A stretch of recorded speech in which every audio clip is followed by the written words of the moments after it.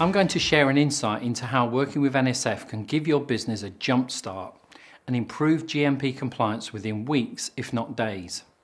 I'm going to explain 3 simple techniques that can make all the difference to your day-to-day business, helping you to save money and improve employee engagement in the workplace. I'm going to talk about how customization is being used to improve business performance. I'm going to talk about how user-centered design can significantly reduce the risk of costly errors and improve efficiency. And I'm going to talk about how we help transform a client's business by running a batch simplification project. And now we're helping to reduce the burden and bureaucracy of a validation program, helping to shave months off a new pharma facility project.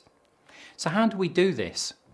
We know that simplification is key to flawless execution of pharma processes and critical to day-on-day GMP compliance.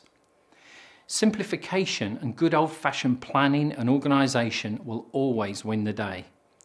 And using a few simple tools can unlock the combined wisdom of the shop floor, enabling you to make changes that are initiated, owned and maintained by the people that really matter, the operators and the team leaders.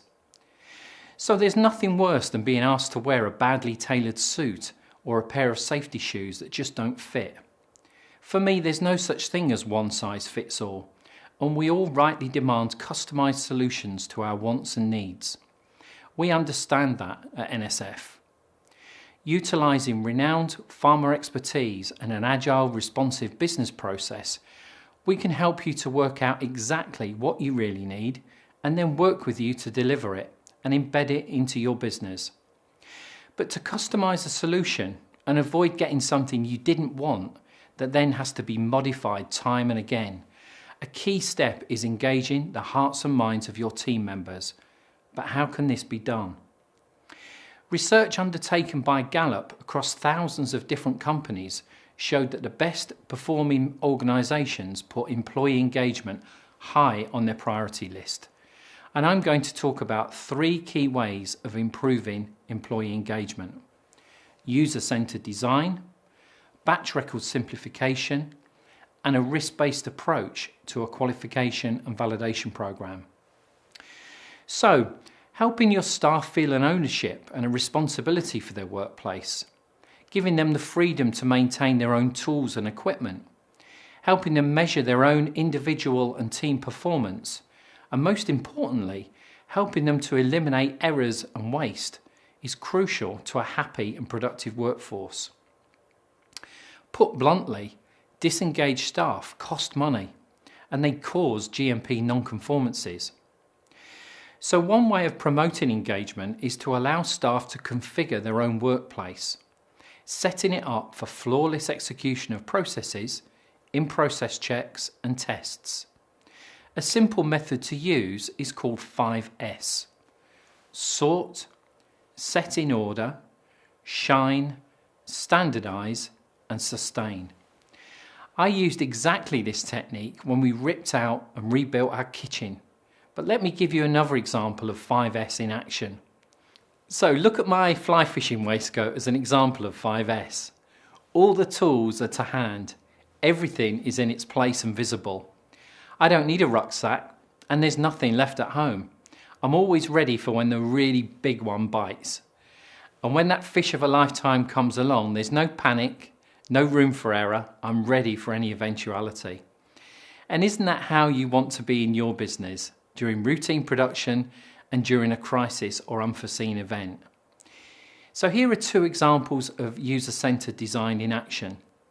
We worked on reconfiguring a high-speed packaging line from a linear shape to a U shape. In this project, using the input from the operators, spaghetti diagrams and pedometers, we reduced the daily line movements by 1.5 kilometres.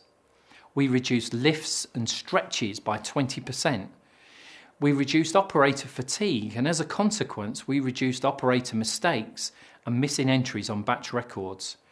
Keeping it simple and everything to hand clearly reduces rework, reinspection and GMP non-conformances.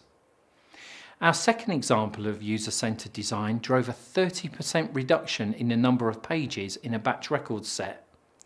And this improved right first time on documentation entries from 55% to 88%.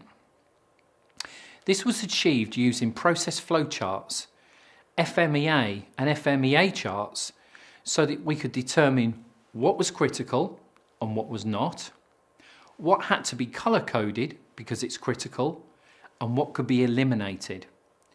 But critically, NSF were used to facilitate the process and overcome any barriers or preconceptions from the operators, team leaders, production and QA team. The resulting batch records were effectively designed and maintained by the staff that used them, using critical information from process development and validation reports, periodic quality reviews, and the combined wisdom of the team. Of course, at the same time, this exercise broadened the knowledge of the team. It helped them take ownership of the documents and allowed them really to engage with the know-why as much as the know-how.